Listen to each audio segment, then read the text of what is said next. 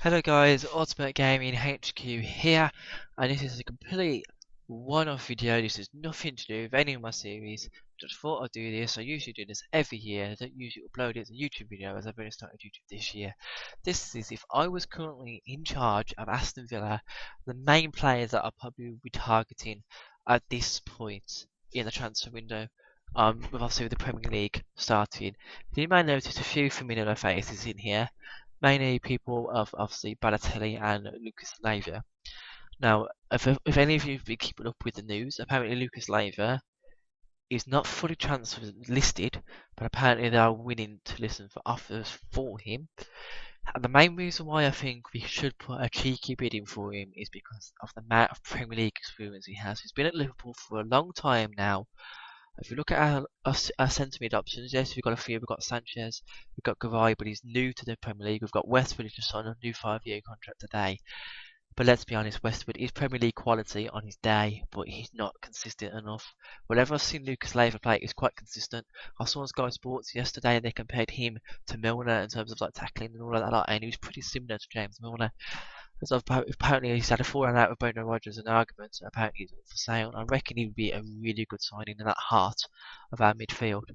And Balotelli, now a lot of you are probably going to laugh at me for even suggesting this thing. Probably Villa fans will probably laugh at me as well for this. But Balotelli could be a good signing for us. You never know until you risk. Brendan Rodgers does not want him, which means he could be available for a discounted price. And he reminds me, when I've ever seen him play, he reminds me a lot of Benteke. Don't ask me why. Well, you don't even have to ask me why. He's very big, he's very strong, he's got a bit of pace behind him as well when he needs to. And he's just a nuisance in the box. Unfortunately, his work rate's not as high, but hopefully Sherwood can maybe get the best out of him like he did with Adebayor. Because when Sherwood joined Spurs, Adebayor barely had any work rate and he was in so much trouble and everything. He had a massive ego. But Sherwood came in, calmed him down, and got the best out of him. And I reckon we could do the same with Balotelli. I think I read that they want about 7 million for him, and the team that was Belonga who was after him were willing to pay that. 7 million for one who used to be a world class striker on his day. I think that'd be worth it. I mean, we've spent a lot of money. We've still got more to spend, actually. I've read a report today. I'm actually going to add this dude in while I'm here, if I can spell his name right. I'm actually not going to be able to spell his name right because he's basically he's the Monaco centre back. Abador, I think he's something like that. His name is. Apparently, he's been linked with Villa today. Apparently, we were linking him for like an ambitious offer for him, but all Barcelona, Roma, and Liverpool have all looked at him before and inquired about him before, but never fully gone for him. But he performed for Monaco quite well, so they reckon we might be after him as well. And as you can see with the rest of the team is well pretty self-explanatory. Here we've got this is Admund Pujols from Barcelona B, who is actually part of a Barcelona player now. And then if you have been keeping up with the news, he's apparently set to join Villa on a 3-year contract, and apparently they reckon it could be done before the game against Man United on Friday. And I've seen 3 YouTube videos of him, and he looks really good. He looks like that type of player who can get moves all game long. It's just going to be that kind of player. He reminds me a bit of Theo Walcott in a way. He's very pacey. He's got skills. You can clearly tell that he's got skills if he wants to use them. And I think he'd be really good signing for us. And I think it's about 12 million as well, which is not bad for a really good up-and-coming youngster because he's only 19, remember. And he could be really good for that. The other player in this team that we actually are linked to is Dennis Pratt here, which apparently Anderlecht are willing to sell him to us if we make the right bid. I think we've already made a bid.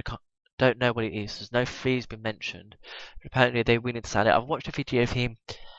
He looks good, but I don't know if he'll be able to handle the Premier League. He's made over 100 appearances in Belgium. That's perfect. We took a risk on Benteke bringing him over by Genk. It'd only be a risk, really. It could be worth it. It could be not. You never know until you bring him over. The other players in the team got for the final centre-back partnership with Van Beek and Congolo, purely for the fact every time I've watched these guys, they are usually a rock at the back. Everyone always says these two centre-backs are the best in Udinese at the moment. And I can see why, judging by their stats on their base cards. Yeah, fair enough, we've got Van Beek's team of the season card in there, but it makes it look better. It makes it the same motor as Congolo, as you should be anyway. We need centre-backs at the moment. We only have 4 to my recollection. That's Clark, Baker, Mika Richards is playing centre back at the moment as well, and Crespo the new signing. So we really do need some centre backs. That makes sense why we're linked with that Aberdeen as well. But they're saying ambitious bid, that's probably going to be about 15 to 17 probably million easily, maybe even 20 million, because Monaco paid quite a bit of money for him from his former club, which I can't actually remember. So I think for the price of that, we could maybe inquire about Cogley and Van Beek and pick up 2 centre backs for the price of 1. And these 2 are really proven that they can handle it and build them up, because they're both still really young. Abner's 26, don't get me wrong, that's young. But these two are like 22, both. I think they're both 22. So they've got plenty of years left in them, so we can use them while we can. The other 2 players is Jonathan Serrano. Now, I bet none of you have ever heard of this guy. Judging by his stats, you know you can stand as a pretty good shooter. For the last 5 seasons, this guy has outscored both Messi and Ronaldo.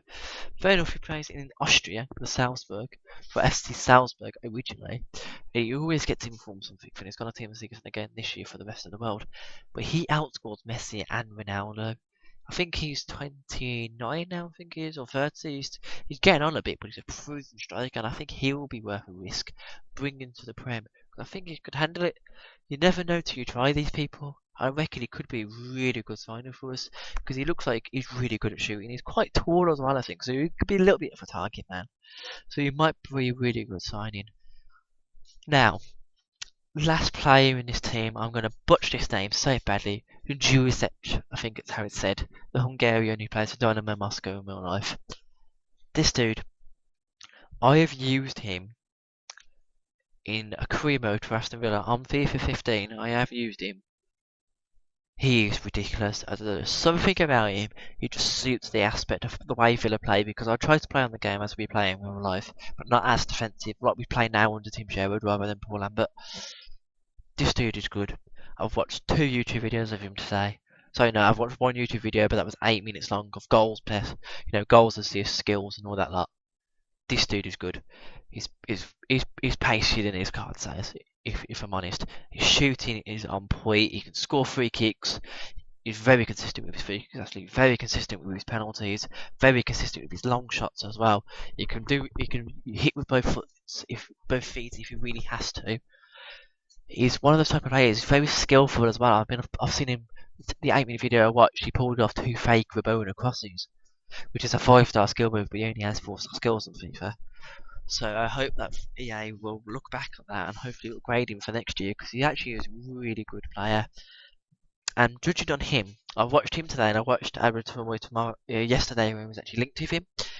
I think personally, with those 2 on the wing playing attacking, we need that target man, someone who's going to score the goals, who's going to sit back, who's going to be a nuisance, who can score goals, and he's just going to be set up by these. Because if you watch their videos, they're always setting people up really good, but they can score goals themselves.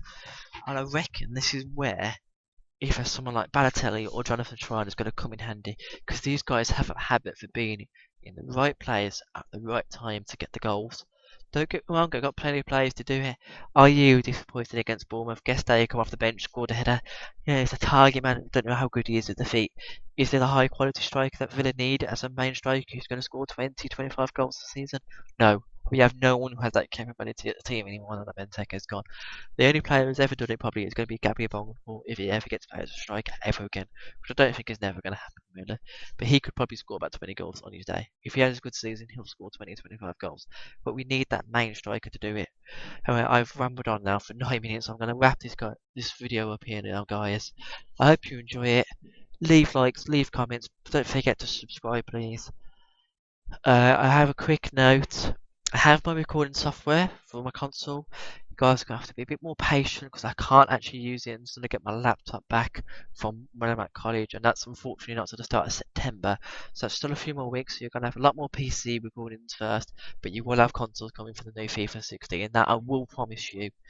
Thank you very much for watching, and I've really got to go now because I'm dragged on for long enough. Have a nice day, guys, and I'll see you all soon.